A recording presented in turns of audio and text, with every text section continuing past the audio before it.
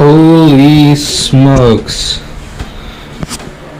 Alright kids, if you own Lipo batteries, you need to own a ammo can. This just saved my apartment from going up in flames.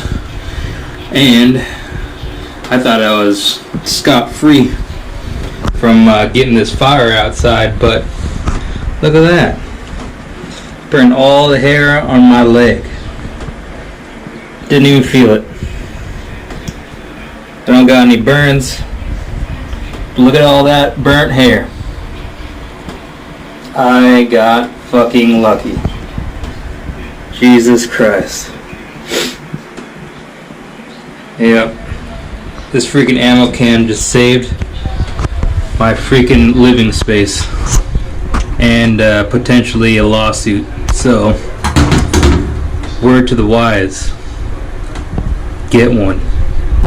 I was charging the Lipo right here. And I noticed that it was charging for way too long. And good thing I saw it smoking right before it blew up into flames. Yeah, I was charging way too long and I freaking was able to unplug it from the charger. And then shortly after, combustion happened. Then also, put out the fire to use sand. Always use sand. Put it out right away. So, that's your tip of the day. Stay safe.